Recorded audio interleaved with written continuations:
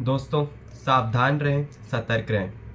27 जुलाई को 3 IAS aspirants की दिल्ली की एक कोचिंग सेंटर के बेसमेंट में डेथ हो गई। अब ये डेथ्स कितने एक्सीडेंट हैं और कितने मर्डर, आज की इस रिपोर्ट में हम यही पता करने की कोशिश करेंगे। अब पहले तो आईएएस कोचिंग इंस्टीट्यूशन के स्टाफ की बात कर ले तो ओनर एंड सीईओ एंड उनके जो कोऑर्डिनेटर थे उनको अरेस्ट कर लिया था। एंड जब उनको मजिस्ट्रेट के सामने प्रेजेंट किया गया पुलिस के द्वारा तो उन्हें 14 दिन की जुडिशियल कस्टडी ग्रांट की गई पुलिस को। अब बिना टाइम वेस्ट किए सीधे कोचिंग सेंटर पर आते हैं और राजेंद्र नगर और मुखर्जी नगर जैसे जगहों को देखते हैं जिन्हें कि आईएएस फैक्ट्री के नाम से जाना जाता है।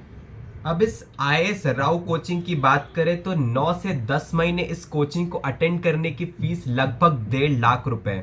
जिस वक्त ये घटना हुई, ये एक्सीडेंट हुआ फ्लडिंग वाला, उस वक्त लगभग 30 बच्चे उस कोचिंग इंस्टीट्यूट में मौजूद थे।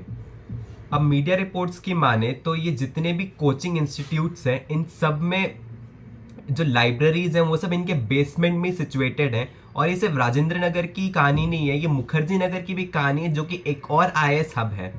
अब मीडिया रिपोर्ट्स के अकॉर्डिंग जो सीवेज सिस्टम था वो रोड का और कोचिंग इंस्टीट्यूट दोनों का ही फॉल्टी था। और कोचिंग इंस्टीट्यूट के पास तो बेसमेंट में लाइब्रेरी रन करने का लाइसेंस भी नहीं था। अब जब रास्ते से जो पानी था वो बेसमेंट में भरने लगा तो उस वक्त सीवेज सिस्टम प्रॉपर ना होने के कारण कोचिंग इंस्टीट्यूट के अंदर और पानी को प्रॉपरली बाहर नहीं निकाला जा पाया। और इसी वजह से जो बच्चे थे वो उसमें फंस गए, जिसमें ऑलमोस्ट 20 बच्चे फंसे हुए थे, जिसमें 12 से 14 को रेस्क्यू कर लिया गया। और पुलिस ने कहा कि बाकी शायद एस्केप कर गए और 3 की डेथ हो गई। और पुलिस को कुछ घंटे लग गए उन बॉडीज को रिकवर करने में और पूरे पानी को वहां से हटाने में। अब ये आईएएस राव कोचिंग सेंटर जो था ये काफ़ी प्रोमिनेंट और एलीट कोचिंग सेंटर था जिसकी फीस भी बहुत ज़्यादा हाई थी। और इसी तरह के और भी कोचिंग इंस्टीट्यूट जो हैं वो दिल्ली के ओल्ड राजेंद्र नगर में अभी भी कंटिन्यू करते हैं, जिसमें से 13 को पुलिस ने अभी तक सील कर लिया है। पुलिस ने या एमसीडी ने अभी तक सील कर लिया है। अब इस राव आईएएस की सक्सेस की बात कर ले तो इनका सक्सेस भी कोई कम नहीं था। पिछले साल 281 बच्चों ने इस इंस्टीट्यूट से आईएएस क्लियर किया था, जिसमें से ऑल इंडिया रैंक 20 में से टॉप 20 में से 9 इनकी कोचिंग सेंटर से थे, इंक्लूडिंग द आईएएस टॉपर। अब इस कोचिंग सेंटर पर आए तो इनकी नहीं बल्कि कई ऐसे कोचिंग सेंटर की सेम कहानी है। राव आईएएस कोचिंग को एक नो ऑब्जेक्शन सर्टिफिकेट मिला था इनके बेसमेंट को एज अ स्टोरेज इस्तेमाल करने के लिए और ना कि एज अ लाइब्रेरी इस्तेमाल करने के लिए। ओनर ने खुद भी ये एडमिट किया है कि ड्रेनेज सिस्टम प्रॉपर नहीं था बेसमेंट में। तो जब ड्रेनेज सिस्टम प्रॉपर नहीं था और कोई एनओसी नहीं थी कोचिंग इंस्टीट्यूट के पास, तो इतने टाइम से सबसे पहला सवाल तो ये कि इतने टाइम से ये लोग एक लाइब्रेरी कैसे रन कर रहे थे एक बेसमेंट में इतने इलीगली। और दूसरी एक और इम्पॉर्टेंट बात ये कि इस कोचिंग सेंटर के बेसमेंट में सिर्फ एक ही एंट्री और एक ही एग्जिट पॉइंट था, यानी कि कॉमन एंट्री एग्जिट पॉइंट, जो कि एक पूरे बेसमेंट को और भी ज़्यादा डेंजरस बना देता है, स्पेशली जो सिचुएशन क्रिएट हुई उनके लिए। उसके बावजूद एक इलीगल वे से इस लाइब्रेरी को इस बेसमेंट में रन किया जा रहा था।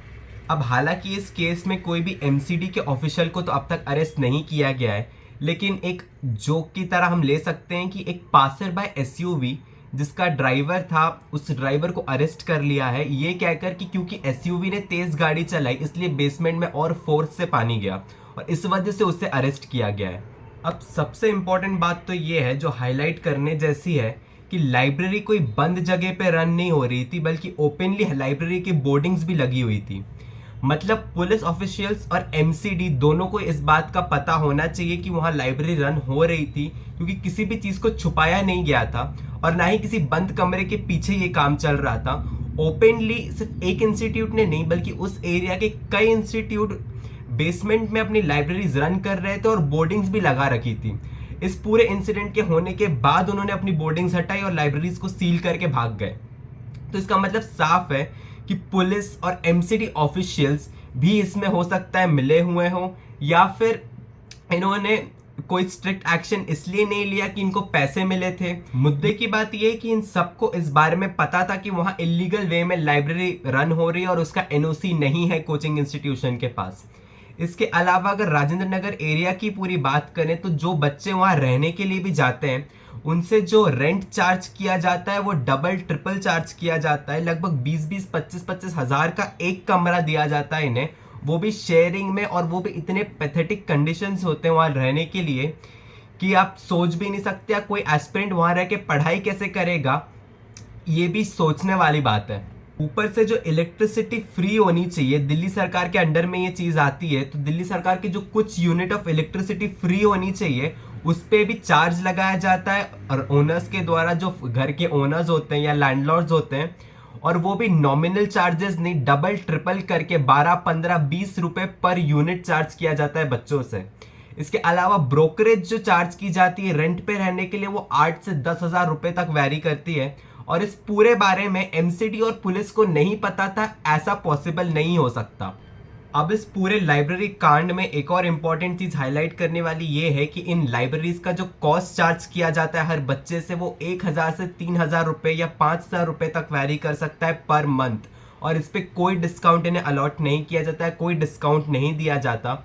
हाँ, ये बात है कि कुछ लाइब्रेरीज जो हैं वो कई 24-24 घंटे तक खुली रहती हैं थ्रू आउट द वीक, और कुछ हो सकता है मंडे टू सैटरडे वर्क कर रही हो, लेकिन इनमें जो सेफ्टी अश्योरेंस की बात होती है वो कोई भी लाइब्रेरी ओनर इंश्योर नहीं करता है।